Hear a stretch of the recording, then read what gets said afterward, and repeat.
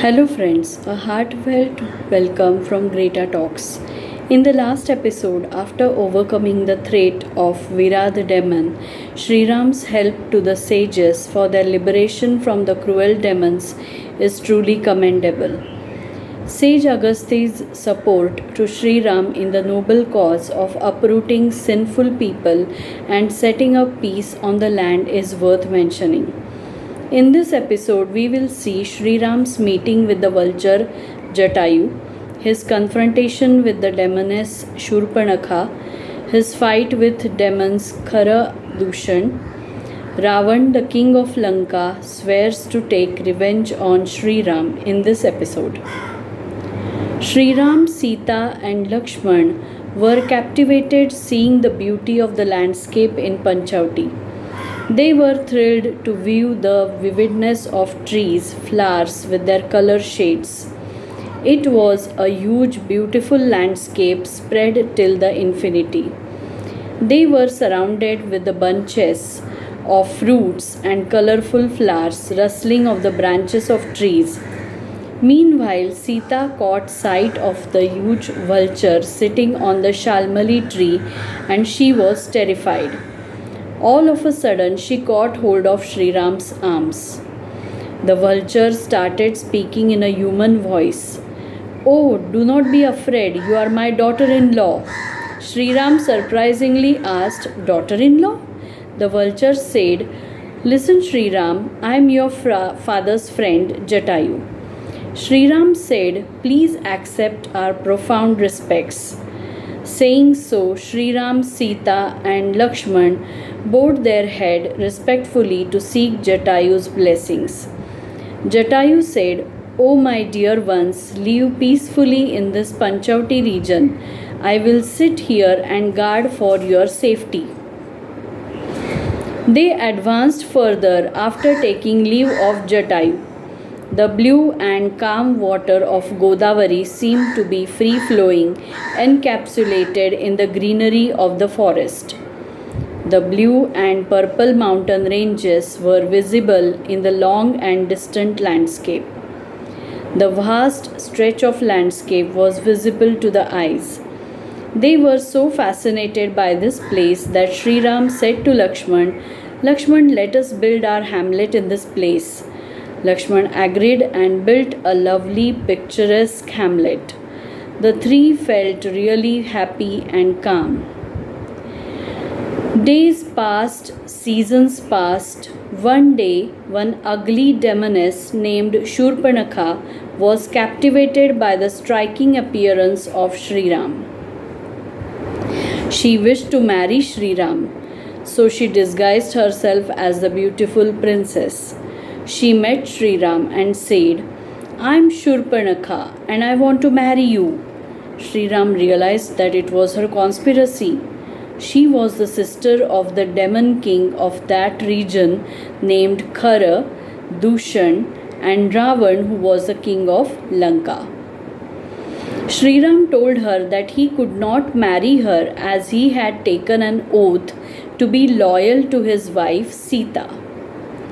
Shriram did not kill her or harm her as she was a woman, but told Lakshman to teach her a lesson.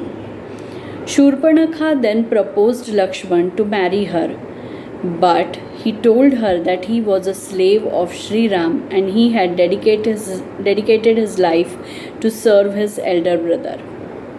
So he expressed his inability to marry her.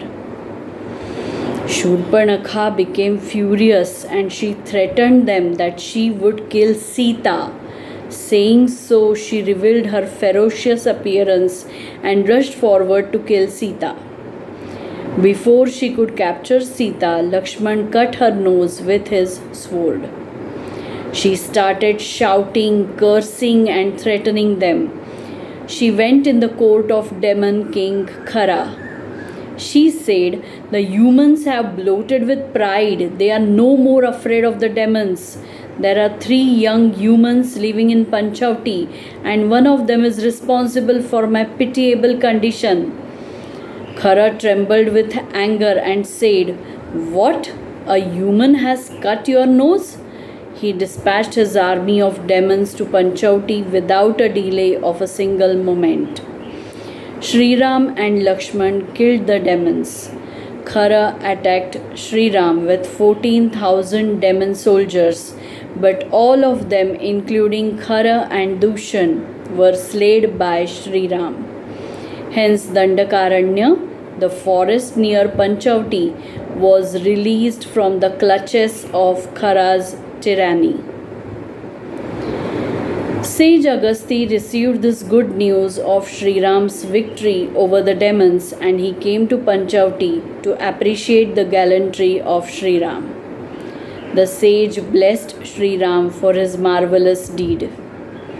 Sage Agasti and other sages became happy due to the death of demon king Kara. On the other hand, Ravan, the king of Lanka, was enraged. Shurpanaka, with her mutilated nose, went to Lanka in the court of Ravan. She started yelling, shrieking, and informed Ravan about the death of Kara and Dushan, and how Shriram and Lakshman were responsible for the defeat of the demon army. She said mockingly to Ravan, "Hey Ravan, you are really dim-witted. The two petty humans have reduced us to this pitiable condition. It is totally disgraceful for the demons like us. If this continues, then the race of demons will be wiped out. Shame upon you for this humiliation." Ravan roared in anger, "Who are those humans blamable for our degrading condition?" Shurpanaka said, "They both belong to Ayodhya. The elder one has a beautiful, attractive, and gorgeous wife." Saying so, Shurpanaka instigated Ravan to have the feelings of anger, temptation, and desire. He was ensnared by the wrath and covetousness. He said angrily, "O sister, do not worry, I will settle the scores." So friends, the takeaway of this episode is to seek happiness in the company of beautiful landscape, the caring and protective affection of the vulture Jatayu, who was alert about the safety of Shriram, Lakshman, and Sita like his own sons. It reflects their supreme veneration for their father figure Jatayu. It shows the real nature of the demoness like Shurpanaka, who did not understand the values of modesty, dedication, devotion, loyalty. She was possessive and could go to any extent to acquire her desire. She was dominating, arrogant, and did not hesitate to instigate her brothers Kara and Ravan to take the revenge of her insult without thinking about the dreadful magnitudes of her deeds. It also shows Ravan's impulsive nature to get provoked by the finger pointing of Shurpanaka. Hence, that was all about this episode. Stay tuned for the next episode, in which we will see the abduction of Sita by Ravan. Thank you and goodbye.